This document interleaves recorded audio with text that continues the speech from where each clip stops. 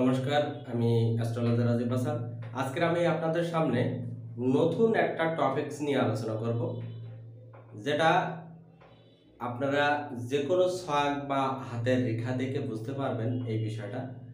এই বিষয়টা আছে যে সন্তান জন্মের পরে পিতার উন্নতি হয়। এটা আমরা সাধারণত দেখে থাকি বা শুনে থাকি। তাহলে এই বিষয়টা কিভাবে বিচার করতে হয়, যে সন্তান জন্মের উপরে নির্ভর করে যে পিতার ভাগ্য উন্নতিটা হয়, এটা আমরা কিভাবে দেখব এবং কিভাবে শিখতে পারি, যে এটা দেখে আমরা বুঝবো যে সন্তান জন্মের পরে এই পিতার ভাগ্য উন্নতি হবে।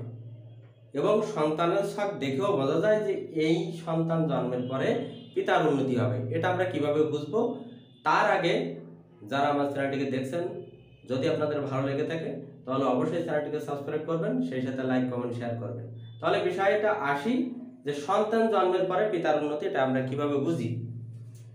দেখেন, একটা জন্ম ছক অনুসারে যদি বিচার করি,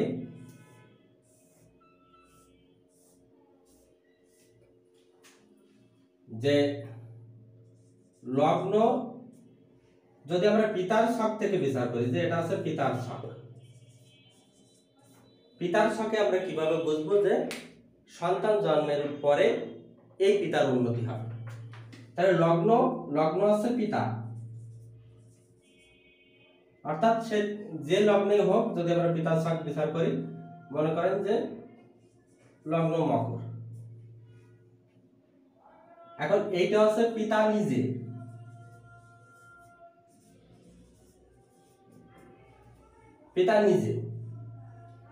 আর এই 1 2 3 4 5 6 7 8 9 10 11 12 এই পঞ্চম স্থান থেকে আমরা সন্তান বিচার করে থাকি। তাহলে এই পঞ্চম স্থান হচ্ছে সন্তান।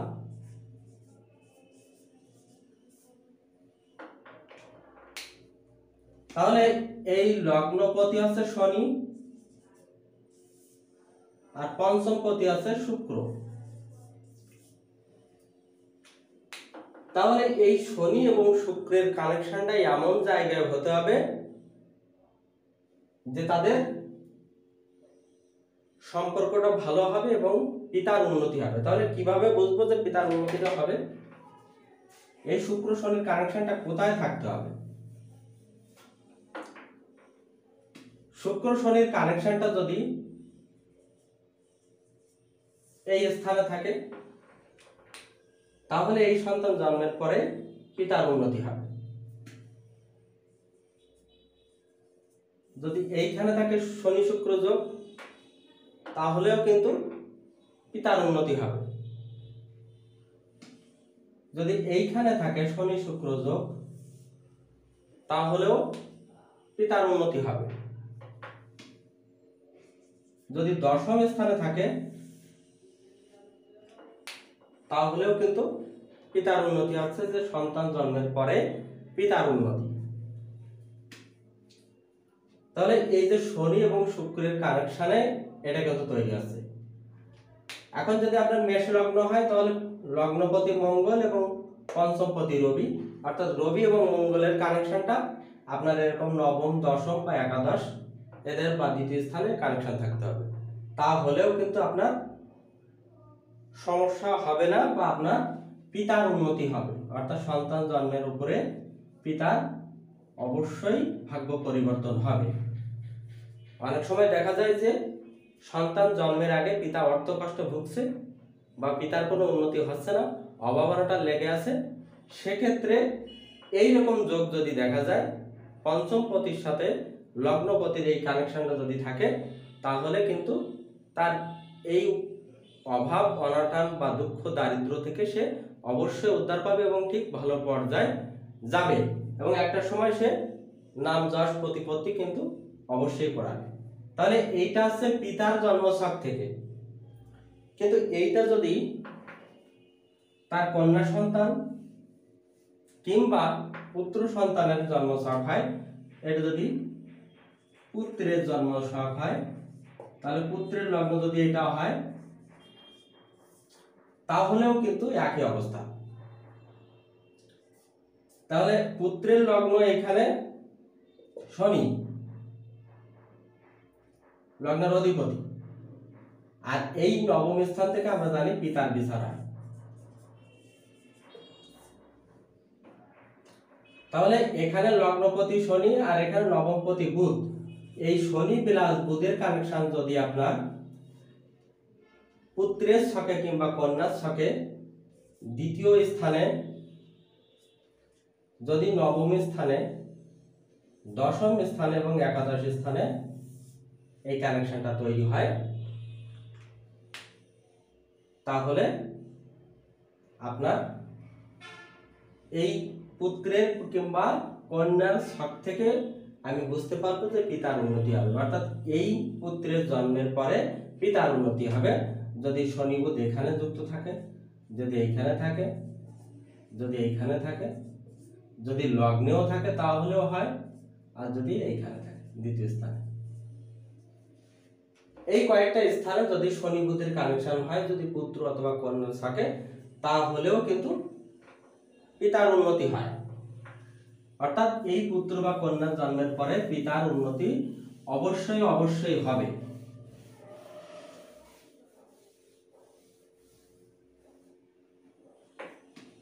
আবার একইভাবে নক্ষত্রের কানেকশনে কিন্তু অনেক সময় তৈরি হয়। যেমন লগ্ন এটা মনে করেন পিতার লগ্ন, আর এটা হচ্ছে পঞ্চম স্থান, অর্থাৎ এটা হচ্ছে সন্তান। তাই সন্তান কন্যা হোক আর পুত্র হোক, তাহলে এইটার অধিপতি শনি, এটার অধিপতি হচ্ছে শুক্র।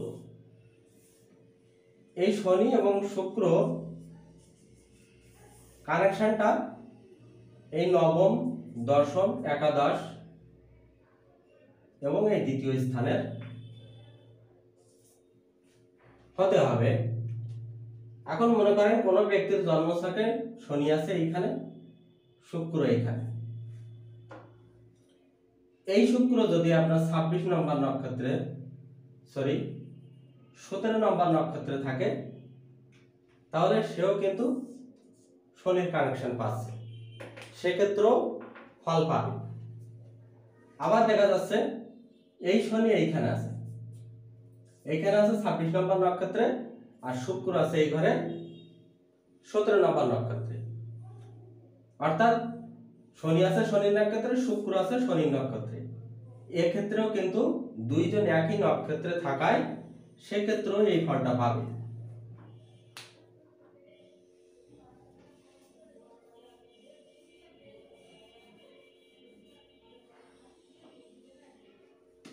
এখন আরো একটা বিষয় আছে, সেটা হচ্ছে যে একে অপরের, অনেক সময় দেখা যায় যে শনি আছে শুক্রের নক্ষত্রে,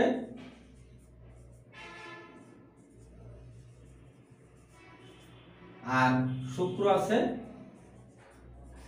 শনির নক্ষত্রে, এক্ষেত্রেও ফলটা পাবে।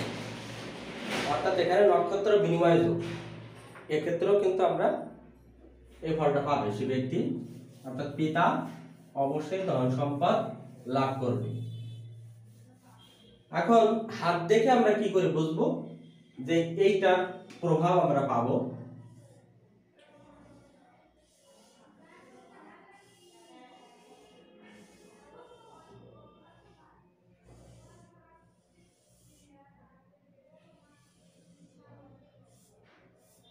দেখেন এটা হচ্ছে আউরেখা, শিরোরেখা, হৃদয় রেখা। তাহলে আমরা জানি যে সন্তান রেখা এখান থেকেও কেউ বিচার করে, এই বিবাহ রেখার উপরেও সন্তান রেখা বিচার করে থাকে। আর সাধারণত সন্তান কারক যে গ্রহ, নারী জ্যোতিষ মতে রবি হচ্ছে সন্তানের কারক গ্রহ, আর বৈদিক জ্যোতিষে বা সনাতন জ্যোতিষে বৃহস্পতি হচ্ছে কারক গ্রহ।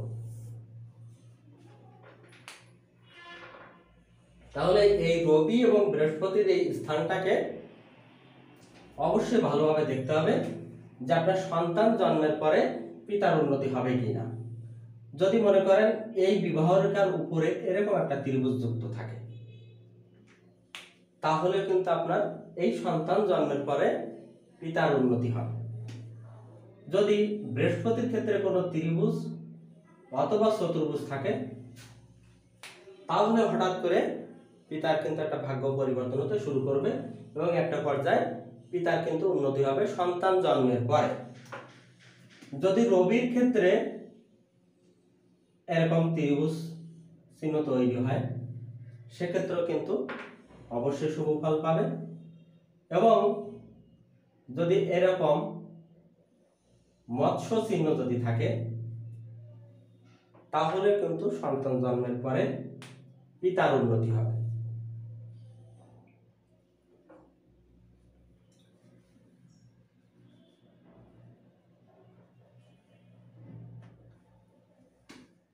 এখন কোন রেখা যদি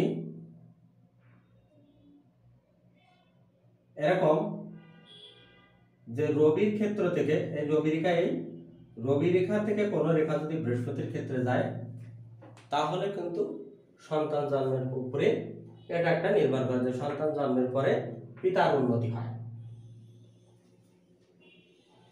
তাহলে এই যে সার্বিক দিক দিয়ে একটা হস্তরেখা বিচার করে এবং টোটালি জন্মছক বিচার করে বলা যায় যে এই পিতার উন্নতি হবে কিনা সন্তান জন্মের উপরে।